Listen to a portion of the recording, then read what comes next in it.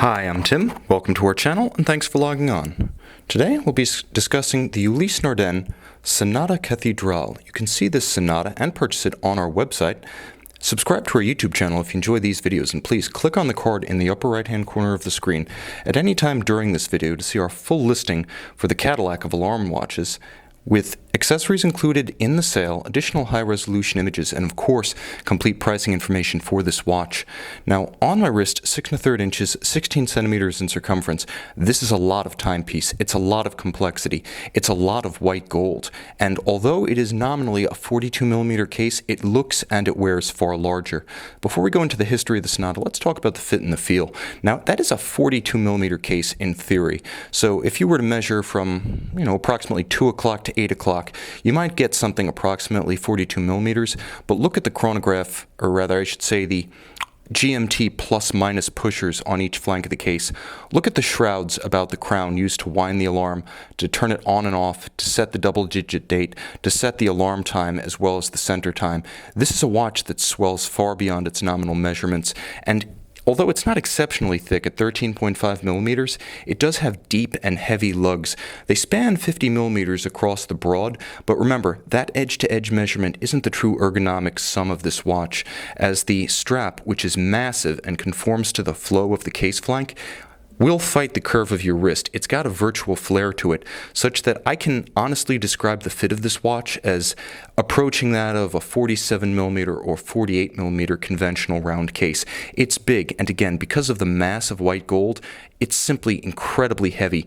Although some might say that's the ultimate satisfaction of owning a premium watch, the feeling of heft on the wrist. This watch excites all the senses. Aesthetically spectacular, it sounds like a minute repeater, though it's an alarm watch, and of course with all that gold, you will never forget it's on your wrist. It's matched with a very substantial white gold double deployant trigger actuated Ulysse Nardin deployant. Now here's the thing, the double deployant fold will help a small wrist a bit because it doesn't have that big one-up and overfold that can pinch a small wrist, and it has the quality of being heavy enough in its own right that it does help to counterbalance the immensely heavy watch head, such that when buckled down, even if it's a little bit loose, it doesn't have a tendency to want to move around or capsize or turn over on the wrist.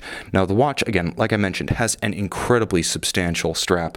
You can see that although it will fight a smaller wrist, it will look absolutely divine on a wrist suited to its proportions. Incredibly thick, bolstered, substantial. It feels like an extra cow, I should say, gave its hide for the bottom and perhaps 3 or 4 gaiters for the alligator leather on the top. Very impressive, and it matches the specification of the watch, deluxe. Now you heard the alarm, you saw the action of the governor. There's a reason why this has been called the Cadillac of alarm watches, or the alarm watch that thinks it's a minute repeater. Frankly, it delivers on both counts, loaded with features. It has a sonorous quality with a tone and sustain and a musicality unmatched by any other alarm watch. Now there's a lot going on this dial, but when you break it down, it's really quite simple. First, let's talk about the case, because there's nuance everywhere here. All of high polish. The fluted lugs are very Ulysse Nardin, but it's the concave bezel that both allows the watch to slide more easily underneath a dress cuff and pares down some of the visual mass externally.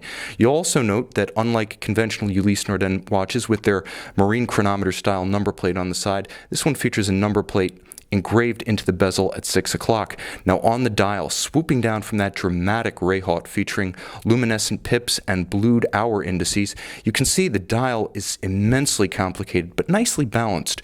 Triple sub-registers, you can see there are 2 ways of setting this alarm.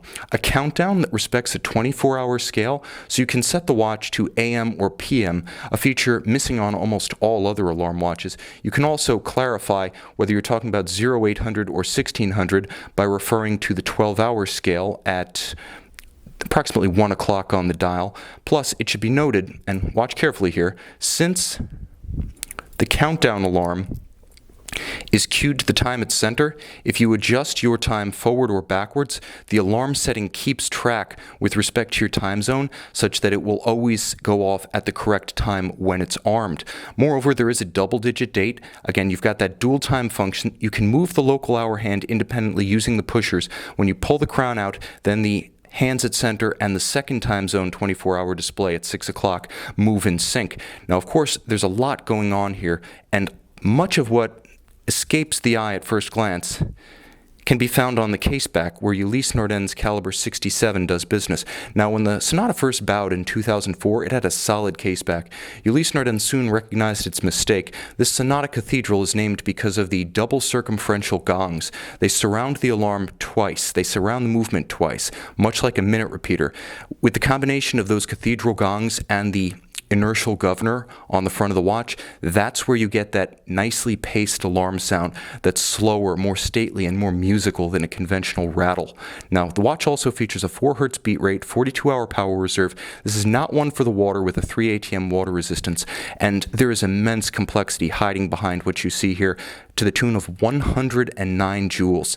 Beautifully rendered, almost everything in this movement is Ulysse Nardin to the core. Manufacture, it can indeed be called. And of course, a beautiful treatment of the 22-karat white gold winding mass. It has a beautiful roughed texture, and then a lacquered Ulysse Nardin anchor logo atop.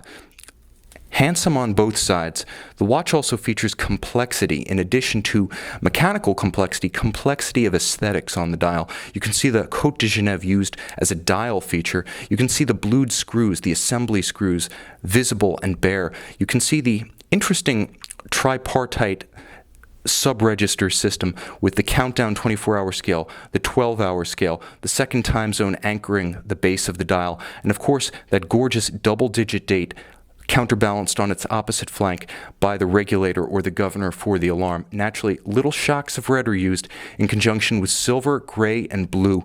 It's handsome, it's uniquely Ulysse Nardin. It's one of the few watches in high horology that you can glimpse from across the room and immediately identify. Whether by sight or sound, you're going to love this Ulysse Nardin Sonata Cathedral, available for purchase on our website.